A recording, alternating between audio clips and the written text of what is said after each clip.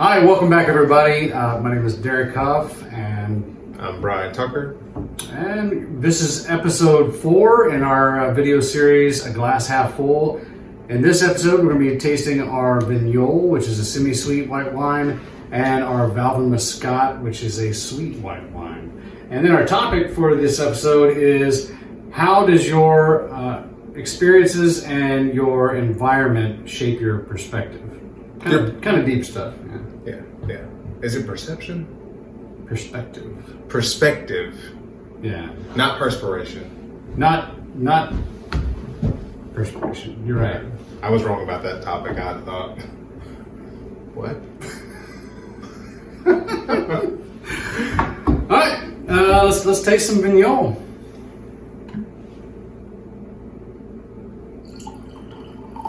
Thank you, sir.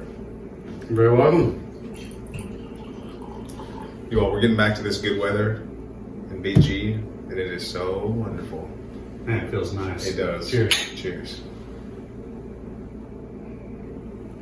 So we were just talking about this. Oh, I'm not exaggerating. Go ahead. What are you saying? Like, seriously. I love your exaggerations, though. Oh. So with the great weather, you know what yeah. that means in the vineyard. Our grapevines are starting to come back to life. We've got some bud swell in the vineyards, which leads to bud break, where the little buds start to break out of their hibernation, and we start to get some foliage on the grapevines, and everything starts to go from looking doom and gloom to getting some vegetation out there. Yeah, we talked about how exciting that is, and you wouldn't know if you weren't out here and had tended to the vines before, but that little bit of bud swell is everything. So yes, events, live music, and food are so good, but with this weather, it's going to bring on the aesthetics. Of stuff like life in the that. vineyard. Absolutely. Guys, I just have to say, and I know by episode 4, I know myself, so I know that I always say, guys, this wine, this is the one, though, that I do not care if a person has tried every wine under the sun and they say, I don't like wines, I'm not willing to try them, I know that I'm not going to like one. There's not a more perfect wine. This is a really well-balanced wine. So our Vignole we entered it into a competition last year, the state commercial wine competition in the Commonwealth, and it did place second place, so it received a silver medal in that state commercial competition. It was our #1 seller last year. It overtook our sweet tea wine to become our best seller. So we're very proud of that. It's tasty. It's great. It's kind of light and has a kind of a tart finish. Yes. Really similar to like what a lemonade has. That's why it kind of has that thirst quenching kind of characteristic. Absolutely. And whether you like dry wine or sweet wine, this is a perfect in between.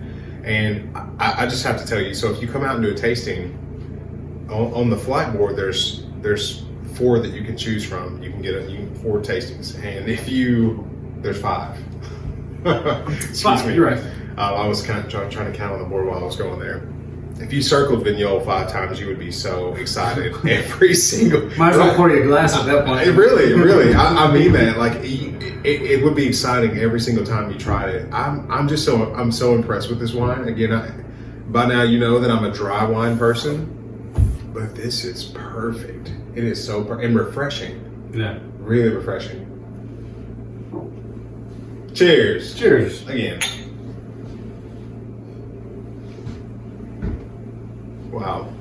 Yeah, so this is right down the middle of the road on the sweetness scale. So on the Kentucky sweetness scale, ranges from 1 to 6, 1 being on the bone dry and 6 being lusciously sweet. So this is a 4. It's like right down the middle of the road. The Valvin Muscat that we're going to try here in just a little bit, it's a 5. So it's a little bit sweeter. So kind of segue right into that. Yeah, absolutely. Finish this off. Yeah.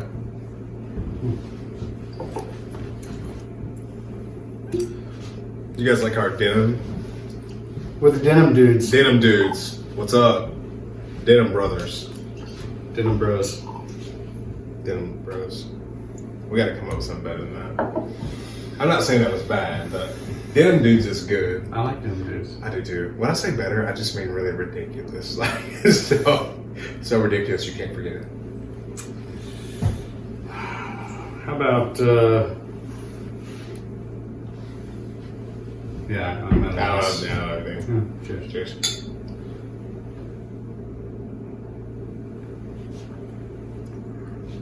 And so the Valvin Muscat is a little bit sweeter, and you definitely get that right on the front end. Very, very floral on the nose, very floral on your palate as well. Yes. It's not quite like, you know, putting a bouquet of flowers in your mouth, but it's probably the closest thing you can get to, and you know, still be very light and enjoyable. Yeah, it's been a while since I put a bouquet of flowers in my mouth, but I will be doing that soon. I like to do that. I do that at least once a week. Yeah, well, I like to do it on the regular. It makes me feel florally. Florally. That's a word. It's definitely If it's not, it should be. This is strikingly similar to the Vignoles to me. Mm-hmm. If this were my first time, I would go, whoa, this is so awesome. Tastes just like that Vignole, but a little bit sweeter. You wouldn't be wrong. It's Okay. really, really similar in that fact. I think this one opens up a little bit more. It's a little more floral, but it is very similar to the Vignole and just a little bit sweeter. So I just said the exact same thing that you just said. But you're Sometimes, hey, we talked about it. 2 eyes is better than one. So, Yeah. you know. I'm always walking around like one eye. Like I wish I had. So I come out here sometimes with my eye, and I'm like, we have 2 eyes on it. What about this topic of ours? Yeah. So kind of another deep topic. We kind of like those. We do. They're interesting to talk about. So this episode, we're talking about how our environment and how our experiences shape our perception of the world, and that sort of thing. And when you think about perception, I'll kind of let you talk about that for a little bit.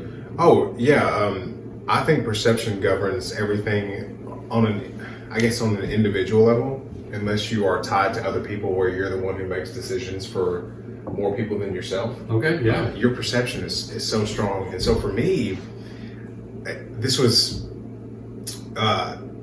a topic that's super important. So if you know me, you know that I come from incredibly humble beginnings, and if you don't know me, then now you know. And so for me, I always wanted a little bit more. I always wanted to know why things worked the way they worked, or if I had a teacher who drove such and such car, I had no problem asking, like, hey, I'm just curious, but how does a person acquire something like that? Yeah. So I just wanted to know more, and then through my sports background, I tried to play every sport that I could. I had coaches that always pushed me, and so I have no problem getting up in the morning, right? So I have no problem going the extra mile late if I need to. Like, I have no problem working toward accomplishing everything that I have set for myself that day. And I really think that it's because of my sports background, where it was like, work until the job's done. You might lose the race, but you'll finish it. And that's the great thing about coaches. Yeah, And that's why I think any form of sport for a young person does wonders, because you need something external to your family unit, because as kids we either, if we don't challenge, we question our parents, and but if you get another adult, a motivating adult, Mm-hmm. that reinforces the things you're getting at home, you're like, oh, okay, maybe my parents aren't so stupid, or maybe my parents know what they're talking about. Yeah. But that external driving force that coaches are so great about, that's huge. Yes. Yeah. And humble beginnings or not, it's so good for anybody and everybody to be exploratory, have an exploratory mindset, because you may come from a background where you didn't have to think about where your meal was coming from, or if you needed the best sports gear that was out there. You might have gotten all of those things, but there could also be something missing. And I'll throw this in as a tidbit. I sat down with a gentleman recently, and this guy's, I'll say that he has clout. I really don't I don't like to use that word because it's gained so much popularity, but I'll just say that he's got some skin in the game. And this guy comes from a background where you would expect him to. And we had a talk about how the pressure for him to be successful was so much stronger than somebody like me. And if you can't weigh that on a scale, actually. You can't weigh coming from humble beginnings and then having the pressure to make something of yourself, and then coming from everything and having the pressure to exceed or meet everybody's expectation. I don't know how you would weigh those. Do you know what I'm saying? There are so many similarities, even though they're vastly different. There are so many similarities with that pressure, and each presents their own challenges. You and I both came from very different upbringing, and very different backgrounds, very different neighborhoods, very different socioeconomic challenges. And I was raised like middle class. We didn't really want for anything. I feel like I had a very stable household and very safe home, very safe neighborhood. So I wasn't presented with the kind of challenges that you have overcome in your life. Sure. But the environment that I was raised in definitely shaped my worldview, and definitely shaped the view of my neighborhood and my neighbors. And that's why parenting is so incredibly important in the future of a child's life, because you have such an awesome responsibility to help shape that worldview for that young person. And it's not too cliche to say, the young people, that generation are our future. They're going to be taking care of us one of these days. But so outside of my experiences from that environment, the next best thing to my parents that I had that helped shape my worldview and my perception and my perspective, both were my experience in the military. And I'm not going to go down a long road of all the things that happened during that, but my drill instructors were my coaches. Yeah, yes. And then once I finished my basic training in my school of infantry, and then went out to the Fleet Marine Corps, those non-commissioned officers, those corporals, those sergeants, those are the driving force in my life at a time when I so desperately needed. Early 20s, still able to be shaped and molded, and at a time when like I said, I really, really needed that push, that kick to get me over the edge. So it sounds like the majority of that for you was your coaches. Yes. And it was coaches for me too, life coaches. Absolutely. Yeah. Guys who I would consider leaders. And speaking of your experiences shaping the way you see the world, I'm 31, and it took sometimes for certain people to enter my life. It took 31 years for me to meet certain people to realize that there is so much more out there, or to drop just some knowledge on me that I didn't know could shape so many things for me now. From generation to generation, things are becoming lost. Information, leadership, and you said something that threw me into this. How will generations below us understand how to be, how to thrive, how to do things, the right way to do things, if we're not teaching them, if we're not talking about them, but more importantly than anything, if we're not being the example of that? Yes. So, not to get too deep, but no, that's an incredible point, because your actions are just as important, if not more important, than your words. 1,000%. Because children are watching every single thing you do, even if you don't say certain things in your household. Even if you don't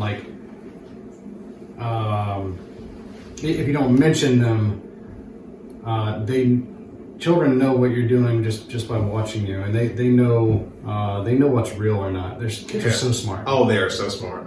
So much more credit than they deserve. So much more credit than what we give them. I think so too. They're intuitive. Cheers to them. Cheers to our future. Who is me, because I'm only 31, and maybe Derek, because he's 32. 32 plus 9. How old are you? I'll be 42 next month. Do you feel next month? Yeah. Oh we got to cut out. Wait, let me guess. It's not the 8th. It's not the 8th. It's the 18th? Oh, you're super close. 16th? Ah, wrong way. Getting cold. The 20th. 23rd. Oh, you're getting cold again. 19th. You got it. I was close. You were real close. You have no idea what mine is, do you? Yeah. I have no idea. Yeah. I kind of It was like yesterday and I forgot. Yeah, I feel it, man. The birthday thing, I love Was it that. really? Was it yesterday? My birthday? Yeah. It's today. I'm 32. Happy birthday!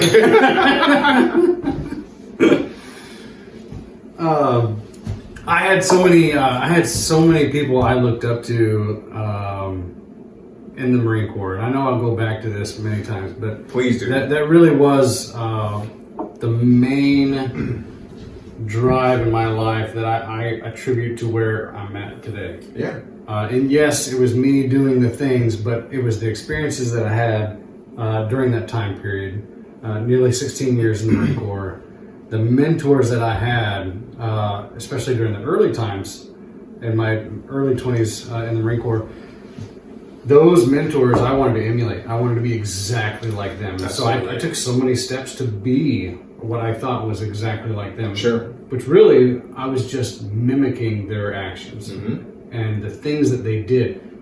So many of the things that they said, I don't remember, but the things that they did, the things that I watched them do, the things when they thought no one was watching. Yes. And that comes from discipline, you know, but I guess I wanted to strive to be that person, that leader that people looked up to, that people wanted to be. Because it's motivating, you know. So that throws me into this. This is a theory, and I'm sure there's something scientific behind this, or somebody knows of a name for this. But it was a few years back when I really started to think that, and it was Tom. I always reference Castaway with Tom Hanks, and so the only way to know, this is what I think. Okay, the only way to know who you are, how you would be, the way you would carry yourself, the way you would do things, is if you really were stranded somewhere. And nobody was watching. Nobody was watching, and also you had nobody to watch to reference. On the flip side, I've always thought that you are only the people in your life who you've seen and you liked what they were doing. You are a little bit of every single bit of that. This jacket, I'm very sure that I have it on because of something I've seen. Or someone that I was talking to that had something like it who I like. I guess what I'm trying to say is everything that you are, I really believe that you're influenced to be that from somewhere. You picked and pulled. The way you talk, the way you do your hair, the shoes that you wear, the car you drive, everything. So I've always thought that. Pretty interesting, huh? It is pretty. You got me thinking. I got the ears turning. If you see the smoke rolling out of my ears, I'm sure you have examples. You probably have examples. I'll tell you. For me and Brandy, that's my wife, who is so wonderful, who I love so much. We went to New Orleans. It's been a little while, but we went, and there was a guy whose hair looks just like mine right now. I can't say like he's 1000%. That's the reason my hair is the way it is, but I saw it on him, and I was like, okay, that's kind of like how I'd like to rock my hair. I'd like to have my hair look like that. So that was a little piece of that guy that I took that I liked. You know what I mean? And I really think that. I think that who I am a walking billboard of everything that I've seen that I liked. I'm going to caveat off of that. Okay. And dive a little deeper. Take off. So, talking about all the things that you see and like putting those together to form either an opinion about yourself or to form an idea about yourself. I'm going to touch on the news. Okay. So, and this is, I'm not going to mention, no, and I'm not going to mention like specific news sources, that sort of thing. Good, because the news is crazy. It's completely crazy, and it's controlling us, man. It's controlling. So you can surround yourself with like-kind information sources, things that you want to hear.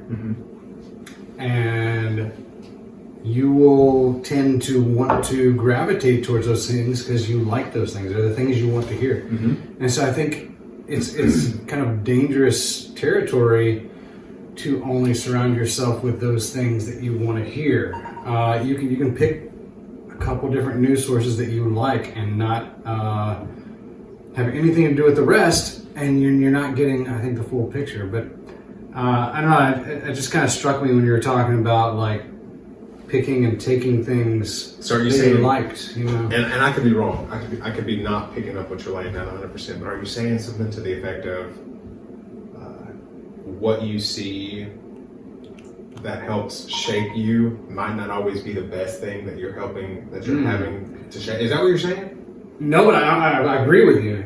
Okay. I agree with you 100%. Yeah, because we're all not the best. Like we all don't proceed in the best way. We all don't go about things the best way, and that's because our environment is not the best environment for us to be in. But that's what I picked up off what you were saying, which made him completely be... No, I mean, I think it just kind of goes right along with that. Okay. Absolutely. I guess what I was trying to say is like, so, and with the older generation too, especially, they will sit and watch news I know. all day long. And when you get saturated with all this negativity, because there's nothing positive on the news anymore. It's all COVID this, it's all negative this, it's all, for the last year, it's just been beating us down. And so it really does something to your psyche. And when you surround yourself with that kind of information day in, day out, it can really drive your perception of like what our reality is right now. Like, Well, the news, to piggyback exactly off of what you're saying, so the news is political, and the news is very biased, and the news, regardless which side you stand on, what I think is so interesting is the news is like the only source that creates a rhetoric where people will really just take off and run with it and see that as fact. Because it's on the news. And so that's why I don't watch the news. I don't feel like being swayed in either way. But also, too, it's so interesting because what really is interesting to me is that a lot of stuff that I hear people talking about, they're not even concerns of mine or thoughts of mine because they don't live in my head because I don't watch something that isn't feeding me the truth. So you're always is this really news? Does this really need to be on TV? And it's not to me. And I think it's so fun. I'll do a lighter spin on it. So people around here in this area, it is one of the craziest things I see people do is watch they'll watch the news and see weather that's happening in like other countries or states that are so far away, and then they hunker down and prepare. I'm like, that is going on, like that wildfire, with so much respect to any place that's dealing with something like that. That wildfire is happening in California. What are you preparing your field for here in Kentucky? And they'll talk about it. And I don't know. To each his own. I just think that's one of those things which is a whole other topic in itself. I think that you live in the environment that you want to live in. And if you want to watch the news and listen to what they have to say and take that as your truth, then you do that. So it comes back to comfort-based decisions. So people who want to be in that environment, they feel comfortable there. Yeah. It's a comfort-based decision. Whereas if you put yourself out of your comfort zone a little bit and listen to something that may be not what you want to hear, that thing may be closer to the truth than what you thought the truth was. So it used to be that the news actually reported news. The news used to report facts. Back in the 80s, even up until like the early 90s, for example, the news used to report facts, and it was up to you to form your own opinion about those facts. Right. Now, our news sources are so politicized, like you said, and so opinionated. Yeah. They're like trying to feed you what you're supposed to believe instead of just presenting you with facts and like letting you shape your own perception of what is actually happening. You are fed a perception. And I'm so glad. I laugh because it's funny to me, like that you brought this up, and it is so.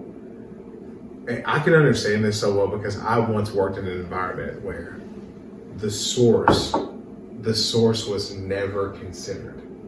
The source, which should be everything to your truth, should be the number one thing that you go to, that you think about, should be everything that you should consider. Mm-hmm. I'll start like this. The news is people pick a source, and then that source is right. That source can't be wrong. Yeah. It's like people picking a source first. And the reason I'm going into this whole thing is because I used to work in a place where, and this should have been a place of the utmost professionalism. This was a place where a state-ran place. And I'll just say that I would watch a person tell another person false information, and then I would watch that person just react to the false information that they were given, and I would watch it just trickle from person to person to person, and I would always think, why are you not considering the source? Yeah. And why do you take what they told you as law? Why? I guess what this is throwing me into is, and I'm sorry to go on the tangent here, but you don't love gossip. They do, and the thing is, you just don't have to believe something that somebody brought to your front door. You can make the choice to say, I will investigate this myself, or this actually really doesn't affect me at all, so I'll just move right on past it, regardless if it's true or if it's not true.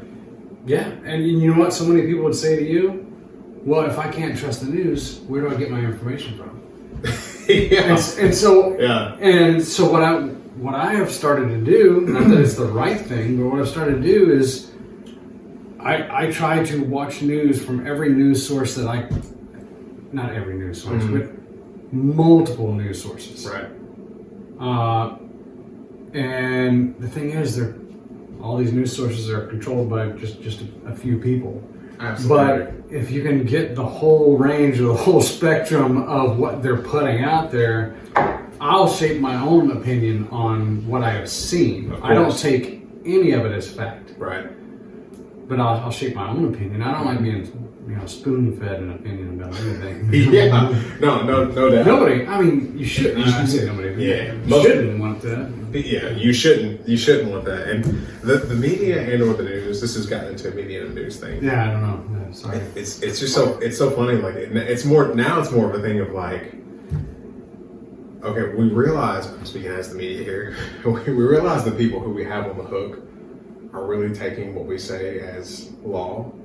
So let's tell them things that keep them from thinking about what's really going on. And that's what should scare the fire out of people. Not what you're hearing, but what you're not hearing. But you know what the thing is? You don't know what you're not hearing. That's right. And can I tell you it's this like you don't know what you don't know. You don't know what and if you're watching that shit, you don't want to know. Like that's really where I stand. You don't want it. You do not want to know the reality. You just really don't. Which, hey, whatever your reality is, I don't know. But if you're watching that, it ain't bad. So, people, if they surround themselves with that kind of information, if they put themselves in that sort of environment, mm-hmm. then their perception is reality. Perception is reality. Whatever you perceive something is in your mind, that's what it is. That's right. And so, with your perspective, your outlook on the world, and I feel like I'm preaching right now. Oh, preach! No, preach. Don't take it that way. Preach. But if you have taken all that in as that is the truth, that is what's happening, then your perspective is whatever you have accepted as the truth. Mm-hmm. If all this information that you're surrounding yourself with, this bubble that you have created for yourself, because mm-hmm. those are the things that you're comfortable with, those are the things that you want to hear, this is your reality, mm-hmm. then your perception of the world is that which you've created around you. Not necessarily that that's the truth, but I think people rely too heavily on this bubble that they've created around themselves. So I guess people just aren't uncomfortable enough. What about it? What else want to hit on? Anything. That's probably, this is why, we might cut this part, but that's why that's why topics for us, like, we don't really even need them, dude. No, we really don't, man. Because we just, you and I are two people who don't need something to segue ever. You know what we should do? What's that? Maybe at the end of this, we'd be like, please give us a topic of your choosing For next week. in the comments Yeah, for next week. and no matter if it, no matter, we'll do that. Whoever chooses to give us a topic, we will do that.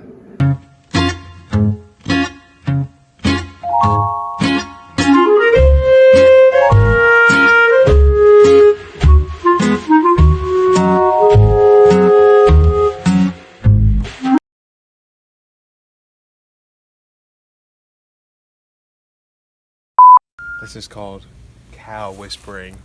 Cow whispering. But they call me Snake Man. Snake. But I whisper cows, but they call me Snake Man. Oh, they went inside.